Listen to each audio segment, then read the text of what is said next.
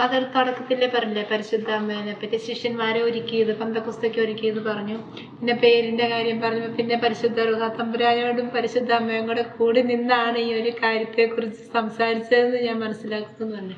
അപ്പൊ ശരിക്കും എന്തായാലും ഈ പരിശുദ്ധ അമ്മയുടെ റോളിനെ കുറിച്ച് കുറച്ചും കൂടെ പറയും. ഇപ്പോഴാണേലും നമ്മുടെ ഓരോ കാര്യം വരുമ്പോൾ പരിശുദ്ധ അമ്മേനെ വിളിച്ചിട്ടുണ്ട്, ആ കൃത്യസമയത്ത് തന്നെ ആ കാര്യം നടക്കും. കാര്യം നടക്കാൻ ആ ഒരു പ്രത്യേക പ്രസൻസ് ഇപ്പോഴാണെങ്കിലും പരിശുദ്ധ അമ്മയുടെ ആ സാന്നിധ്യമൊക്കെ മനസ്സിലാക്കാൻ പറ്റുന്നുണ്ട്. അപ്പൊ ആദ്യ കാലഘട്ടങ്ങളിലൊക്കെ എങ്ങനെയായിരുന്നു പരിശുദ്ധ അമ്മയുടെ ഈ ആശ്രമം തുടങ്ങാൻ വേണ്ടി ഇരുന്ന സമയത്തൊക്കെ? പരിശുദ്ധ അമ്മയുടെ മെയിൻ ഫോക്കസ് എന്താ? ഈശോ എന്താ പറയണേ അത് ചെയ്യാം അല്ലെ, അവൻ പറയുന്നത് ചെയ്യാം. അപ്പൊ പരിശുദ്ധ അമ്മ എനിക്ക് മനസ്സിലായിടത്തോളം ഇങ്ങനെ വെയിറ്റ് ചെയ്തിരിക്കുക, ഈശോ പറയുന്നത് എങ്ങനെ ചെയ്യും. അപ്പൊ പരിശുദ്ധ അമ്മയുടെ ജീവിതം നോക്കിയാൽ throughout she was doing this. Isho പറയുന്നത് എങ്ങനെ ചെയ്യും. ഈശോയ്ക്ക് ഇഷ്ടം മോനല്ലേ, എൻ്റെ മോന് ഇഷ്ടമുള്ളത്. മോൻ സാധാരണ മോനല്ല, ദൈവം പൂർണ്ണ മനുഷ്യനായിട്ടുള്ള മകൻ.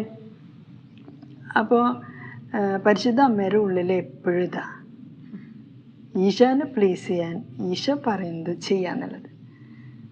ഞാൻ നേരത്തെ പറഞ്ഞ പോലെ നമ്മുടെ ഉള്ളിൽ എന്താ നടക്കണേ അതന്നെ പുറത്തേക്ക് വരും, അതന്നെ നമ്മൾ ആ സ്ഥലത്ത് ചെയ്യിക്കും, നല്ലതായാലും ചീത്തയായാലും അല്ലേ.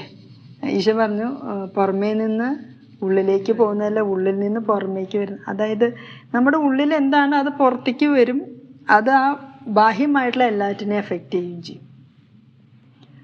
അപ്പോൾ പരിശുദ്ധ അമ്മയുടെ ഉള്ളിൽ എപ്പോഴും എന്താ, ഈശോ എന്താ പറഞ്ഞ്, ദൈവവചനം എന്താ അത് നടത്തണം. അപ്പോൾ പരിശുദ്ധ അമ്മയുടെ അടുത്ത് വരുന്നവരെയും ഇതെന്നെ ചെയ്യിക്കും. പരിശുദ്ധ അമ്മയുടെ ആരെങ്കിലും ഒന്ന് ചോദിച്ചാൽ അവൻ പറയുന്നത് ചെയ്യാം. അപ്പോൾ ഈ പരിശുദ്ധ അമ്മയുടെ പേഴ്സണാലിറ്റി കൊണ്ട് പരിശുദ്ധ അമ്മയ്ക്ക് ഇങ്ങനെ ആൾക്കാരെ അട്രാക്റ്റ് ചെയ്യാൻ പറ്റി ഈശോയിലേക്ക്.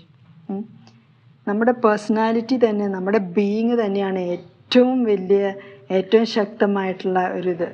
ഇവാഞ്ചലൈസേഷൻ ആൾക്കാരെ അട്രാക്റ്റ് ചെയ്ത് നമ്മിലേക്കല്ല ഈശോയിലേക്ക് അടുപ്പിക്കുക, അല്ലെങ്കിൽ പരിശുദ്ധ അമ്മയിലേക്ക് അടുപ്പിക്കുക, പരിശുദ്ധ അമ്മ ഈശോയിലേക്ക് അടുപ്പിച്ചോളൂ.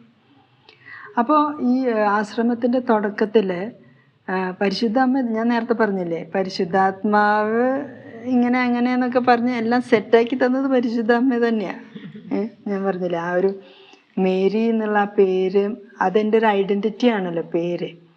അപ്പോൾ എൻ്റെ ഐഡൻറ്റിറ്റിയിൽ തന്നെ പരിശുദ്ധ അമ്മയ്ക്ക് ഒരു ആക്സസ് ഉണ്ടായി ഈ പേരിട്ടതുകൊണ്ട്. പിന്നീട് ഞാൻ എന്തോരം നന്ദി പറഞ്ഞു, എൻ്റെ പേരൻസിനെയൊക്കെ ഓർത്ത് നന്ദി പറഞ്ഞു ഈ ഒരു പേരിട്ടതിന്. കാരണം എൻ്റെ പേര് എൻ്റെ ഐഡൻറ്റിറ്റിയുടെ ഒരു ഇതാകുമ്പോൾ ആ പരിശുദ്ധ അമ്മയുടെ ചില കാര്യങ്ങൾ ആ ഐഡൻറ്റിറ്റിയിലേക്ക് അങ്ങനെ വരും. അതുകൊണ്ടാണല്ലോ നമ്മൾ പേട്രൺ സെയിൻറ്റ് അല്ലെങ്കിൽ മാമോദീസ പേര് ഒരു വിശുദ്ധയുടെ പേരിടുന്നത്.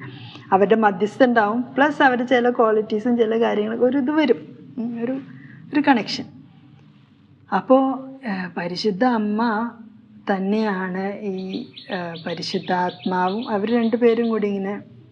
അപ്പോൾ എനിക്ക് മനസ്സിലായിട്ടുള്ളൊരു കാര്യം, ഈ യുഗാന്ത്യ സഭയിൽ പരിശുദ്ധാത്മാവിൻ്റെ സ്വരം കേൾക്കാനായിട്ട് ഓരോ ക്രിസ്ത്യാനിയും പഠിക്കണം.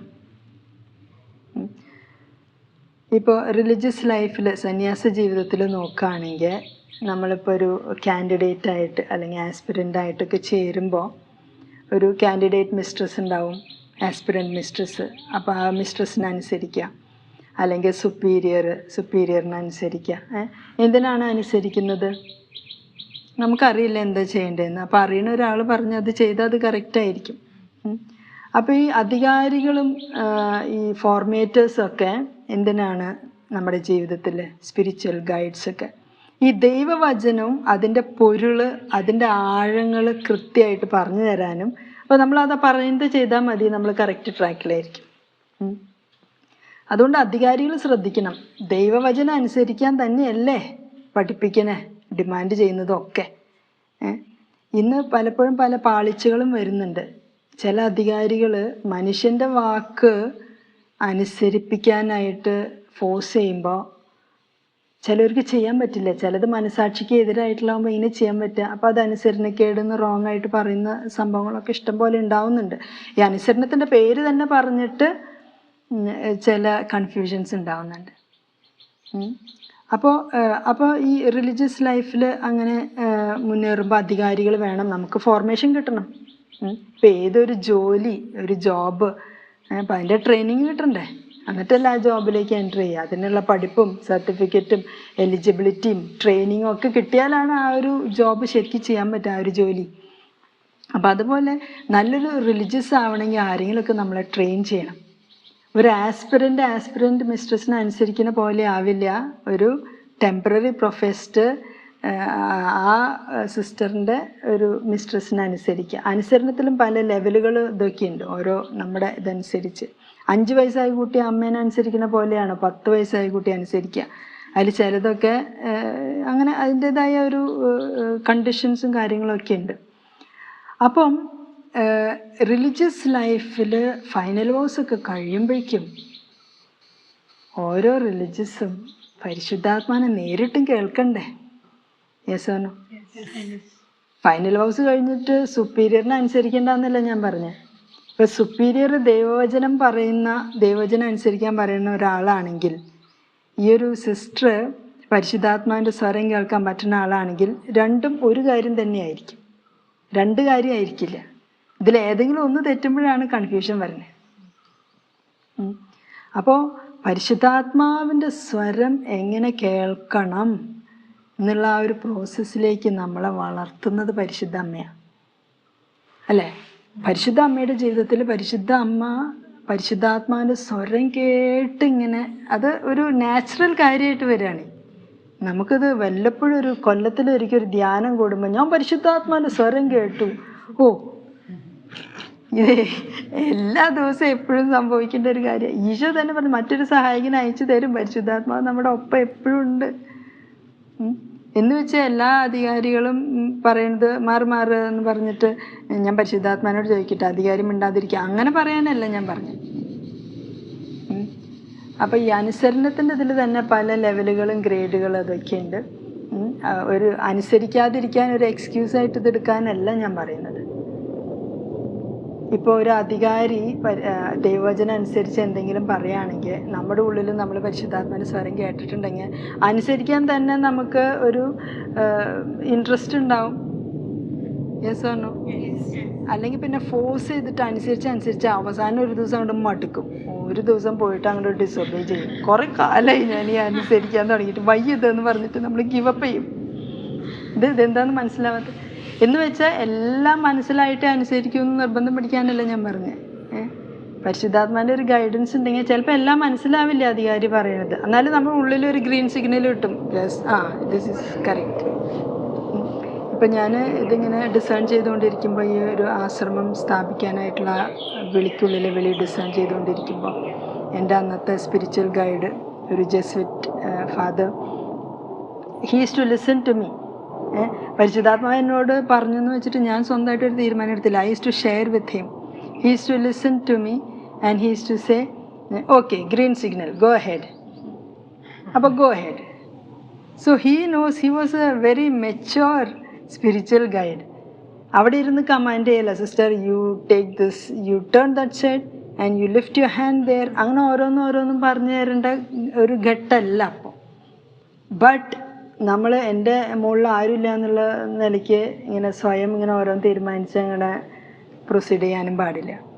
അപ്പോൾ I use to share everything very sincerely, ആത്മാർത്ഥമായിട്ട് to the spiritual guide. And spiritual guide use to say yes you are on the right track, go head, green signal, go. അപ്പോൾ ഇങ്ങനെ പോവാണ്. ചിലപ്പോൾ പറയും just wait for 2 days and just see this area, see whether this emotion is affecting, whether you have something negative about this person, whether ക്ഷമയുടെ എന്തെങ്കിലും മേഖലകളുണ്ടോ, ക്ഷമിക്കാനായിട്ടുണ്ടോ, ഒന്ന് wait ചെയ്യേ. ചിലപ്പോൾ ഈ ഏജിൻ്റെ ഇതായിരിക്കും. അങ്ങനെ വെയിറ്റ് ചെയ്യാൻ പറയുമ്പോൾ ഞാൻ വെയിറ്റ് ചെയ്യണം. ഇനി വെയിറ്റ് ചെയ്തിട്ട് എന്ത് ചെയ്യണമെന്ന് കൃത്യമായിട്ട് പറയില്ല.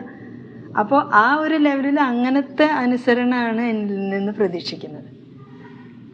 ആ ഒരു ലെവലിൽ ഒരാളിപ്പോൾ പറയാണ് okay you close your eyes, open only when I say, after 3 days can I open my eyes, അങ്ങനത്തെ ലെവൽ ആ സമയത്ത് അല്ല. മനസ്സിലാവുന്നുണ്ട്? അപ്പം പരിശുദ്ധ അമ്മ നമ്മളെ സഹായിക്കുന്നത് എന്തിനാ? പരിശുദ്ധാത്മാവിൻ്റെ സ്വരം കേൾക്കണം. ഇനി ചിലർ പറയും ആരും എന്നെ ഉപദേശിക്കാൻ വരണ്ട, ഞാൻ പരിശുദ്ധാത്മാവ് പറയുന്നത് മാത്രമേ കേൾക്കുള്ളൂ. അങ്ങനെ ഒരു ഇത് വന്നാൽ അത് ഒരു അഹങ്കാരത്തിൻ്റെ ചിന്തയാണ്. എപ്പോഴും ദൈവത്തിൻ്റെ മുമ്പിൽ താഴ്മയോടെ നിൽക്കണം. ആൾക്കാരുടെ മുമ്പിൽ ഇങ്ങനെ താഴ്മയോടെ നിന്നാൽ പോരാ, ശരിക്കും ഹൃദയത്തിൽ ആ ഒരു താഴ്മയുണ്ടോ എന്ന് നോക്കണം. ഹൃദയത്തിൽ ദൈവത്തിൻ്റെ ശക്തമായ കരത്തിന് കീഴിൽ താഴ്മയോടെ നിൽക്കണം. എല്ലാവരെയും ബോധിപ്പിക്കണ്ട എനിക്ക് എളിമയുണ്ട്, എനിക്ക് എളിമയുണ്ടെന്ന്. ചിലർ ഞാൻ കണ്ടിട്ടുണ്ട്, എളിമയുള്ള ആളാവണമെന്ന് പേര് കിട്ടണം. അപ്പം എല്ലായിടത്തും ഇങ്ങനെ ആൾക്കാരെ പ്ലീസ് ചെയ്ത് ആൾക്കാരെ കൊണ്ട് പോകുമ്പോഴേക്കും അങ്ങോട്ട് അപ്പം ആൾക്കാരുള്ളപ്പോഴും ഇല്ലാത്തപ്പോഴും എളിമ അഹങ്കാരം മാറുകയാണെങ്കിൽ നീ ഒറ്റയ്ക്കായിരിക്കുമ്പോഴും നിൻ്റെ ഹൃദയത്തിന് ആ ഒരു ദൈവത്തോടുള്ളൊരു വിധേയത്വം, ദൈവത്തിൻ്റെ ഇഷ്ടം മാത്രമേ എനിക്ക് ചെയ്യണ്ടോ, ദൈവവചനം എന്താ പറയുന്നത് അതിനെതിരെ പോവല്ലേ, അതൊക്കെയാണ് എളിമ എന്ന് പറയുന്നത്. അപ്പം അങ്ങനെയുള്ള ഒരു എളിമയിൽ നിൽക്കുമ്പോൾ പരിശുദ്ധാത്മാൻ്റെ സ്വരം കേൾക്കാനുണ്ട്, അധികാരിയുടെ സ്വരം കേൾക്കണം. ഏതൊരു മനുഷ്യനും ഒരു അധികാരി ഉണ്ടല്ലോ ഏതെങ്കിലും തരത്തിൽ. ഇനി ചിലപ്പോൾ അധികാരികൾ പ്രാർത്ഥിക്കാത്ത ആൾക്കാരാണെങ്കിൽ ചിലപ്പോൾ അവർ റോങ് പറഞ്ഞു എന്ന് വരും. പക്ഷെ അത് അപ്പം തന്നെ അങ്ങോട്ട് എതിർക്കാൻ പോകരുത്. നമ്മുടേതായ രീതിയിൽ ഒന്ന് സബ്മിസീവായിട്ട് തന്നെ നിന്നിട്ട് ചിലപ്പോൾ സത്യം പറയാം. നമ്മുടെ ടോണും ഇതൊക്കെ ഇങ്ങനെ വളരെ ഹാർഷായിട്ട് അധികാരിയുടെ മുകളിൽ നിൽക്കണ പോലെ നമ്മൾ ഞാൻ നിന്നേക്കാളും വലിയ ആളാന്ന് കാണിക്കുക, അങ്ങനത്തെ ഒരു ഇതുണ്ടാവാൻ പാടില്ല. അധികാരിയോട് സംസാരിക്കുമ്പോൾ പൊളൈറ്റായിരിക്കണം, പറയാനുള്ളത് പൊളൈറ്റായിട്ട് പറയണം, അവരെ റെസ്പെക്റ്റ് ചെയ്തുകൊണ്ട് പറയണം. ചില സത്യങ്ങളല്ല അധികാരി പറയുന്നതെങ്കിൽ അത് ഓരോ ലെവലിലും വ്യത്യാസമുണ്ട്. ഒരു ആസ്പിരൻ്റ് ഇപ്പോൾ പോയിട്ട് അധികാരിയോട് ഞാൻ 2 പറഞ്ഞു തരാം. ചിലപ്പോൾ ആസ്പിരൻസി, പോസ്റ്റലൻസി, റിലീജിയസ് ഫസ്റ്റ് ഹോസ് എടുക്കണവരെ, ഫൈനൽ ഹോസ് എടുക്കണവരെയൊക്കെ പറയുന്നത് അതുപോലെ തന്നെ ചെയ്യേണ്ടി വരും, ക്വസ്റ്റ്യൻ ചെയ്യാതെ. കാരണം നമ്മൾ അങ്ങനെ ഡിസേൺ ചെയ്യാറായിട്ടില്ല. പക്ഷെ ഇങ്ങനെ വളർന്നു വരുമ്പോൾ ആ ഡിസേൺമെൻറ്റിൽ നമ്മൾ വളരും. എന്നിട്ട് സത്യം പറയണമെങ്കിൽ പറയുന്ന ഒരു രീതിയിൽ മെച്ചോറിറ്റിയും കാര്യങ്ങളൊക്കെ ഉണ്ട്. ഇപ്പോൾ ഒരു എഴുതാണെങ്കിൽ ആദ്യം തന്നെ you are not like this, you are not like, അങ്ങനെയൊന്നുമല്ല തുടങ്ങുക. വളരെ പൊളൈറ്റായിട്ട് thank you for your help എന്നിട്ട് പറയാനുള്ളത് വളരെ ഇതായിട്ട് ജെൻറ്റിലായിട്ട് റെസ്പെക്റ്റോടു കൂടി പറയണം. ആ ഒരു ലെവലിൽ ഇപ്പോൾ പരിശുദ്ധ അമ്മ ഇങ്ങനെ തുടക്കം മുതലേ ഈ ആശ്രമത്തിൻ്റെ ആ ഒരു തുടക്കം മുതലേ ഇങ്ങനെ പരിശുദ്ധ അമ്മ ഇങ്ങനെ പറഞ്ഞു തരും ഈശോ എന്താ പറയണേ, പരിശുദ്ധാത്മാവിൻ്റെ ചലനം എങ്ങനെയാണ്. അപ്പോൾ ഞാൻ ഇത് ജപമാല ചൊല്ലി പ്രാർത്ഥിക്കുമായിരുന്നു, ഒത്തിരി ജപമാല. അതായത് പരിശുദ്ധ അമ്മയോട് നേരിട്ട് തന്നെ ഇങ്ങനെ സംസാരിച്ച് തുടങ്ങുമ്പോൾ ചിലപ്പോൾ ഇനി പരിശുദ്ധ അമ്മ തന്നെ ആയിരിക്കണം എന്നില്ല, നമ്മളിങ്ങനെ തോന്നിയ പോലെ സംസാരിക്കും. അപ്പോൾ ജപമാലയുടെ നല്ലൊരു ബേസ് ഉണ്ടായിരിക്കണം.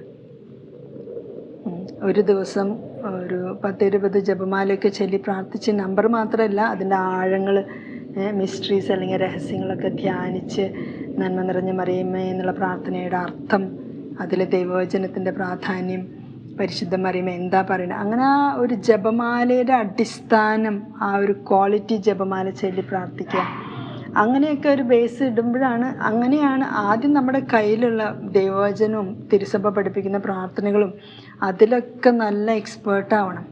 അതൊക്കെ നന്നായി പ്രാർത്ഥിച്ച് അടിസ്ഥാനം സ്ട്രോങ് ആക്കണം. ബൈബിളിൽ നിന്നും തിരുസഭ പഠിപ്പിക്കുന്ന കാര്യങ്ങൾ, കത്തോലിക്ക തിരുസഭ പഠിപ്പിക്കുന്ന കാര്യങ്ങളിലൊക്കെ നല്ല റൂട്ടഡായ അടിസ്ഥാനം ക്ലിയർ ആക്കിയാലാണ് പിന്നെയാണ് പരിശുദ്ധാമ്മയുടെ സ്വരം കേൾക്കാനും ഈശോയുടെ സ്വരം കേൾക്കാനും പരിശുദ്ധാത്മാവിൻ്റെ സ്വരം കേൾക്കാനൊക്കെ അത് കറക്റ്റ് ആവുള്ളൂ. അല്ലെങ്കിൽ ചിലപ്പോൾ പരിശുദ്ധാത്മാവില്ല വേറെ വല്ലവരും സംസാരിക്കുന്നത്. അപ്പം അതുകൊണ്ടാണ് ഞാൻ ബൈബിളും CCC ഇരുന്ന് ബേസ് ഒന്ന് സ്ട്രോങ് ആവണമല്ലോ, ഡീപ്പ് റൂട്ടഡ്. അപ്പോൾ ആരെന്ത് ഇപ്പോൾ റോങ് ടീച്ചിങ് ഒക്കെ ആരെങ്കിലും പറഞ്ഞ് നമുക്ക് കൃത്യം അറിയാൻ പറ്റും. ബേസ് സ്ട്രോങ് ആയ, സത്യത്തിൻ്റെ ബേസ് സ്ട്രോങ് ആക്കണം.